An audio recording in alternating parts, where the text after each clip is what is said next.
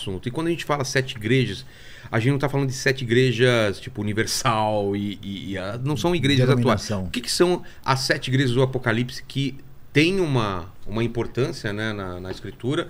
Eu queria saber, dar esse contexto inicial. Assim, a gente vai falar do que exatamente?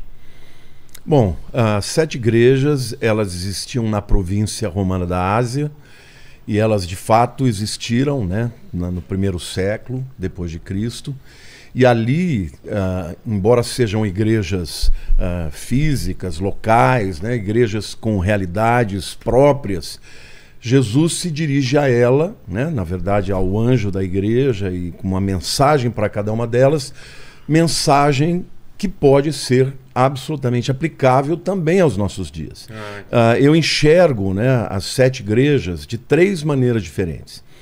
A primeira é a maneira mais histórica, local, ou seja, existia de fato 7 igrejas, cada uma delas mencionada, nomeada, e nós vamos falar sobre isso, com as suas realidades, com os seus defeitos e qualidades. Segundo approach, né, segunda abordagem, é uma abordagem mais simbólica, porque na verdade naquele tempo já havia mais de 100 igrejas na Ásia Menor, que era o lugar onde as 7 igrejas estão hoje na Turquia.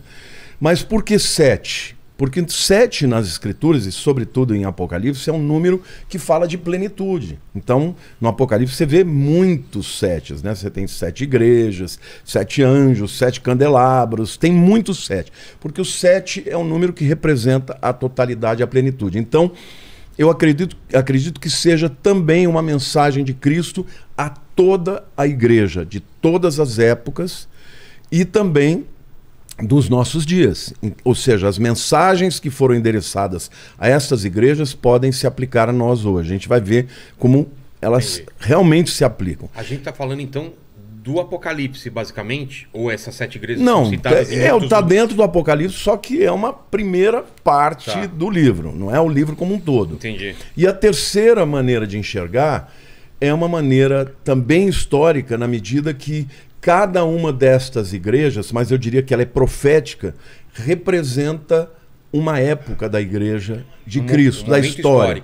Ou seja, primeira igreja, a igreja apostólica, a segunda igreja, a igreja perseguida, a terceira igreja, Pérgamo, a igreja que fez aliança com Constantino, ou seja, se institucionalizou. A quarta igreja, a igreja da Idade Média, a igreja católica já mais encorpada, com seus dogmas e tal. A quinta igreja é a igreja da Reforma, a sexta igreja é a igreja dos avivamentos, e depois a gente vai falar mais sobre isso. E a última igreja é a igreja dos já dando spoiler aí, né? Um spoilerzinho. Mas Saião, como que a gente começa então dando esse contexto histórico? O que você acha? Vamos entender o que acontece aqui, né? O Lamartine falou com propriedade aí da questão que você está falando da província romana da Ásia.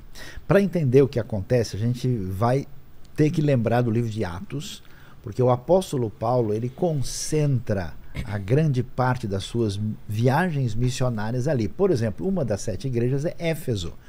E o ministério de Paulo acontece com um grande impacto na cidade de Éfeso. Aliás, eu trouxe até aqui para a gente olhar algumas fotos aqui dos lugares lá que são extraordinários, né? Tanto o Lamartine como eu já estivemos lá pessoalmente, né? Como você também já. Eu tive no final do ano em alguns lugares, né? Não em todos. Não, então. Mas em Éfeso eu tive. Éfeso é espetacular. Então o que acontece? Como ali cresceu muito, né, o evangelho com força, as igrejas, primeiro, não existem denominações.